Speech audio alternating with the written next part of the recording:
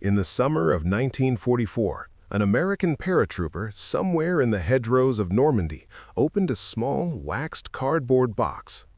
Inside, he found a can of something called chopped ham and eggs, though no one could say for certain what animal had contributed to it.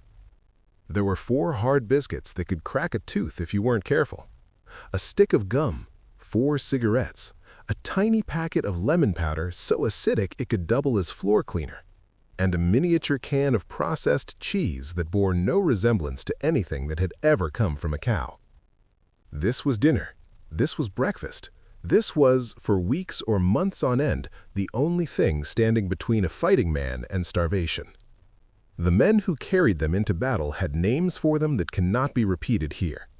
They traded them, threw them away, cursed the day they were invented, and yet without them, the greatest military campaign in history would have ground to a halt in a matter of days.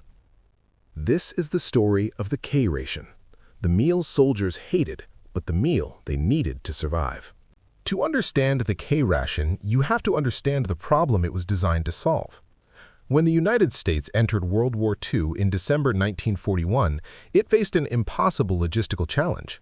The American military needed to feed millions of men, not in barracks with kitchens and mess halls, but on beaches, in jungles, in the frozen Ardennes, and behind enemy lines. Feeding an army has always been difficult, but World War II created new problems. Paratroopers couldn't carry heavy cans, tank crews had limited space. Amphibious assault troops needed rations that wouldn't be ruined by seawater, and all of them needed food that wouldn't spoil in the heat of the Pacific or the cold of the North Atlantic. Enter Dr. Ancel Keys. A physiologist at the University of Minnesota, Keys was an expert in nutrition and human performance. He was also, as it happened, about to invent something that would bear his initials, though he would spend the rest of his life trying to distance himself from it. The story goes that when the War Department approached Keys to develop a portable ration, he didn't retreat to a laboratory. He didn't consult culinary experts. He went to a grocery store, specifically a Piggly Wiggly or a local market called Witt's in Minneapolis, and he walked the aisles, picking items off the shelves that met 3 criteria. They wouldn't spoil, they provided energy, and they were cheap. Hard biscuits, dry sausage, hard candy, chocolate bars. Keys assembled these into a 28-ounce package containing about 3,200 calories and tested it on 6 soldiers at nearby Fort Snelling. The verdict? The men rated it palatable and, perhaps more honestly, better than nothing. It wasn't a culinary triumph, but it relieved hunger, it provided energy, and it fit in a pocket. The Army saw potential. They refined the design, added some components, and named it the Field Ration Type K. The K didn't stand for Keys, despite popular belief. It was simply a letter phonetically distinct from other rations, like the C-ration and D-ration. But the association stuck, and Keys would carry it for the rest of his life. The first troops to receive the new ration were airborne units. Paratroopers needed something light, compact, and durable enough to survive a jump. The K-ration fit the bill perfectly. Soon it was being called the Paratrooper ration. And in May 1942, just months after America entered the war, the first production K-rations rolled off assembly lines. So what exactly was in that little box?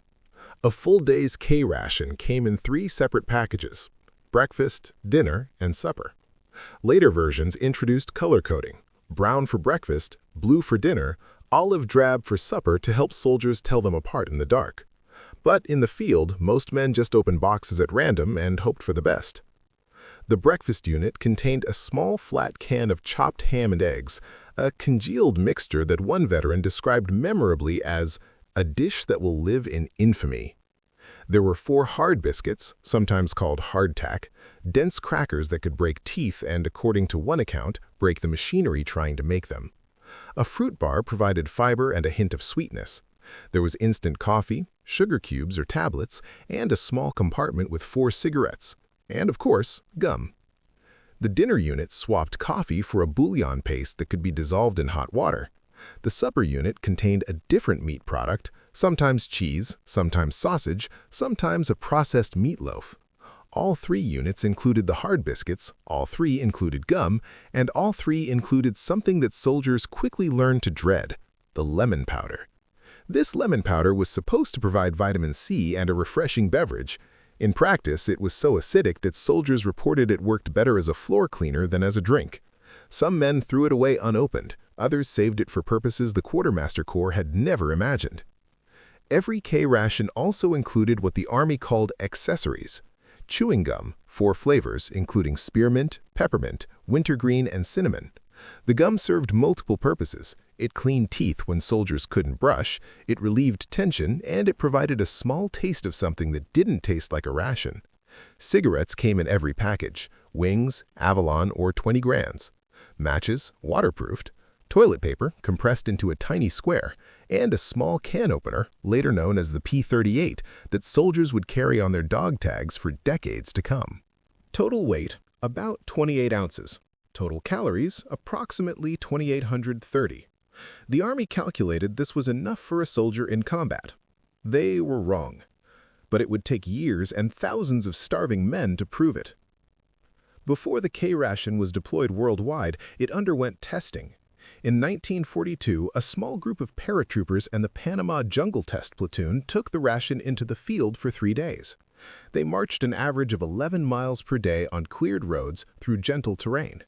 They carried light loads: 1 K-ration, a weapon, a poncho, half a shelter, and a single quart of water. At the end of 3 days, the men were weighed. No abnormal weight loss was detected. The K-ration was declared a success. This limited testing would have consequences the test planners never anticipated.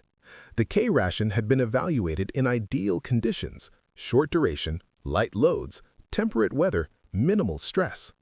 No one tested men carrying 60 pounds of ammunition and equipment through swamps.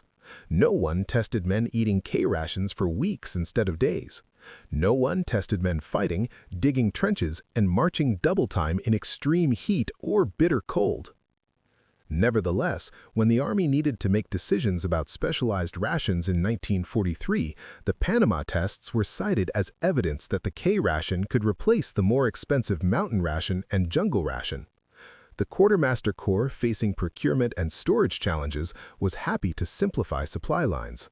Production of specialized rations was discontinued.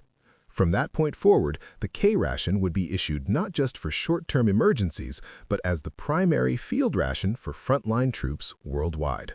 By the end of the war, millions of K-rations had been produced. They were stockpiled in depots, loaded onto ships, airdropped into jungles, and stuffed into the pockets of men about to jump into Normandy. The emergency ration had become the standard ration, and the men eating them would pay the price. In the European theater, soldiers quickly discovered the truth about K-rations. They were fine for a day, maybe 2. By day 3, the monotony began to set in. By day 5, men were trading components, trying to make deals with buddies who had different meals. By day 10, some soldiers were simply throwing parts of their rations away, especially that lemon powder. The biscuits were so hard that one manufacturer complained they damaged their equipment. The meat products, chopped ham and eggs, pork loaf, processed cheese, bore little resemblance to actual food. The lemon powder was practically inedible. And yet, there was nothing else. Medical officers began noticing a pattern. Soldiers in forward units were losing weight. A survey of 5th Army troops in Italy revealed that almost all infantrymen, engineers, and other mobile forces had lost weight since the campaign began. Surgeons reported noticeable decreases in body fat and muscle wasting. They recommended copious feeding and rest, recommendations that were impossible to implement in combat zones. But the worst effects were seen in the China-Burma-India theater. Here, supply lines stretched thousands of miles over the Himalayas, the infamous hump. For forces operating deep in Japanese-occupied territory, airdropped K-rations were often the only source of food. Consider the case of Merrill's Marauders. For 5 months, this elite American unit operated behind Japanese lines in the Burmese jungle. They lived primarily on airdropped supplies. 80% of their diet consisted of K-rations. By the time they were pulled from the jungle, the average Marauder had lost 35 pounds. 35 pounds! These were men who started the campaign in peak physical condition, volunteers selected for toughness and endurance. The K-ration, designed to provide adequate nutrition for short-term use, had proven catastrophically inadequate for prolonged combat. The British Chindits, operating alongside American forces in Burma, fared no better. A medical officer examined 209 Chindits at the end of their operations. All but 27 had lost up to 30 pounds. The remaining 27 had lost between 30 and 70 pounds. Deficiency diseases appeared: pellagra, beriberi, scurvy. Men who had survived Japanese patrols, tropical diseases, and the brutality of jungle warfare found themselves being slowly starved by their own rations. Perhaps the most telling detail comes from after the campaign. Months after they had eaten their last K-ration, a group of Chindits was visited by quartermaster officers. The visitors carried a box of K-rations. At the sight of that familiar package, 2 of the veterans vomited. The mere image of the box, not the taste, not the smell, but the visual memory triggered a physical rejection. This was the legacy of the K-ration. Ancel Keys, the man who had created the K-ration, was not unaware of these problems. Even as his creation was being deployed worldwide, he was beginning to understand something disturbing about the science of hunger. In 1944, even as Europe starved, Keys launched a study that would become legendary in the annals of nutrition science. He recruited 36 conscientious objectors, young men who refused military service but wanted to contribute to the war effort. For a year, these men would be systematically starved and then rehabilitated, all in the name of understanding what happened to the human body during famine. Keys restricted his subjects to approximately 1,500 calories per day, significantly less than the K-ration's 2,830, but not drastically so. The men were required to exercise, to walk, to maintain activity levels, and Keys watched what happened. The results were disturbing. The men became obsessed with food. They dreamed about meals. They fantasized about restaurants. They hoarded recipes. Some began chewing dozens of sticks of gum per day just to simulate eating. One man, allowed to return to the surface, began eating grass. Another bit a scientist. A third chopped off 3 of his own fingers with an axe. But the most surprising finding came when Keys began refeeding his subjects. The men didn't just regain their lost weight, they overshot it, gaining far more than they had lost. Their metabolisms had changed. Their bodies, having experienced famine, were now programmed to store every possible calorie against the next deprivation. Keys's research would prove invaluable after the war, when millions of Europeans and Japanese needed to be rehabilitated from near starvation. But it also revealed something about the K-ration that the Army had missed. The human body, under prolonged stress and caloric restriction, doesn't just lose weight. It changes fundamentally. It becomes obsessed. It hoards. It breaks down in ways that nutrition charts cannot capture. The soldiers in Burma and Italy weren't just losing weight. They were experiencing what Keys's subjects experienced, the psychological deterioration that comes with chronic hunger. The difference was that Keys's subjects were in a controlled laboratory. The soldiers were fighting a war. Soldiers, being soldiers, found ways to cope. They supplemented their rations with whatever they could find, beg, borrow, or steal. An onion carried in a pack could transform a can of meat and beans, a pepper plucked from a garden, a tomato, a clove of garlic, a real egg from a farmhouse. These became treasures beyond price. The K-ration box itself became a tool. Its waxed cardboard, designed to be waterproof, also burned beautifully. Soldiers learned they could use the box as fuel to heat water for coffee or for the dreaded lemon powder, which was marginally more tolerable when hot. The tiny cans could be heated directly in the flames, though this required careful handling to avoid burning the contents or one's fingers. Trading became an art form. Men quickly learned which components they preferred and which they couldn't stomach. The cheese was popular. The biscuits, despite their tooth-breaking properties, were filling. The ham and eggs were tolerated. The lemon powder was universally despised, though some men saved it for cleaning purposes.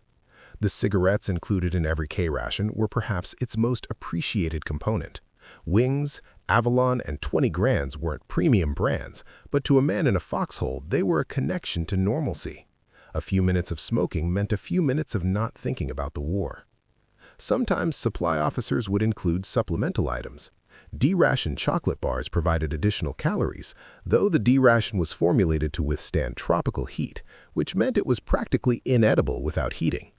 Fresh oranges, when available, provided real vitamin C.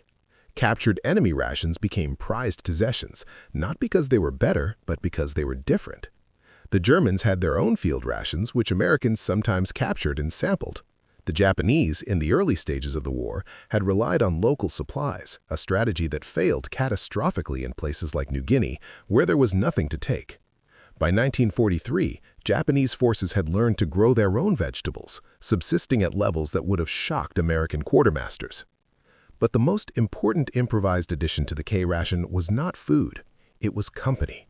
Men who shared their rations, who traded components, who cooked together, who complained together. These men coped better than those who ate alone. The K-ration, for all its failings, became part of the bonding process.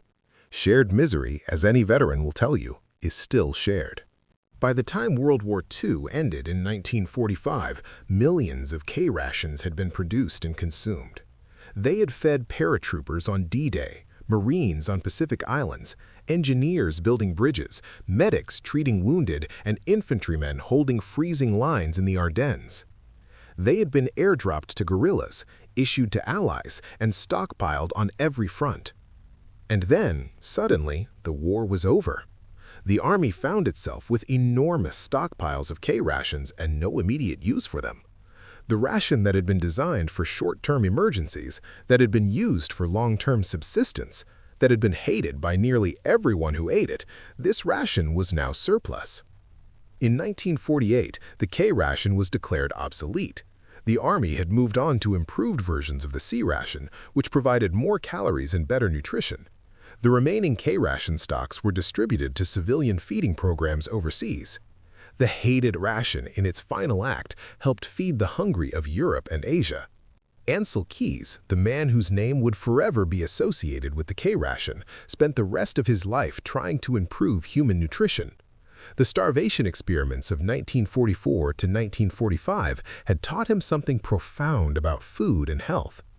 In the 1950s, he began studying the relationship between diet and heart disease. He recruited scientists in 7 countries to track the health and nutrition of thousands of subjects. Keys became convinced that saturated fats were the enemy of heart health. He advocated for what he called the Mediterranean diet: olive oil, fish, fresh vegetables, moderate wine.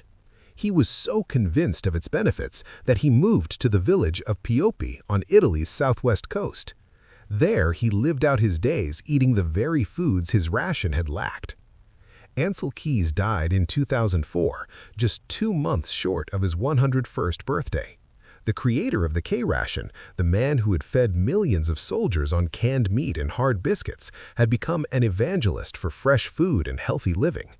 He had seen both sides of the nutritional coin, the minimum required to keep a man alive and the optimum required to keep him healthy. The K-ration itself faded into history, but its legacy lived on. Every modern military ration owes something to those little waxed boxes. The MREs that today's soldiers carry into combat, despised in their own way, subjected to their own jokes and complaints, are direct descendants of the K-ration. They solve the same problems: portability, shelf stability, nutritional adequacy.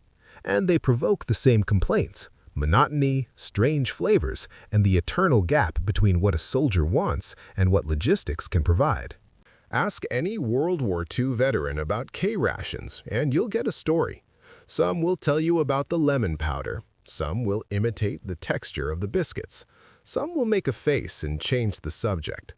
But listen closely, and you'll hear something else beneath the complaints. You'll hear the knowledge that, for all their faults, those little boxes kept them alive. They provided energy to march, to fight, to survive. They were the meal soldiers hated, but they were the meal soldiers needed. There is a lesson in the K-ration that transcends military history. It is a lesson about the difference between what we want and what we need, between what is designed and what is used, between the laboratory and the real world. Ancel Keys designed the K-ration to be adequate. He succeeded in the narrowest sense of the word. His ration kept soldiers alive. But adequacy, as he later learned, is not enough. The men who fought World War II deserved better than adequacy. They deserved fresh food, varied meals, the tastes of home. They deserved the dignity of a good meal after a hard day's fighting. War has never been good at providing dignity. The K-ration is proof of that. But it is also proof of something else, the resilience of the human spirit. Soldiers took that inadequate ration and made it work. They traded, improvised, complained, and carried on. They turned the lemon powder into floor cleaner and the box into fuel. They found ways to make the barely edible, edible. That soldier in the footage, the one holding up his K-ration and grinning, he knew what he was holding wasn't a meal. It was a tool for survival, a tool for victory.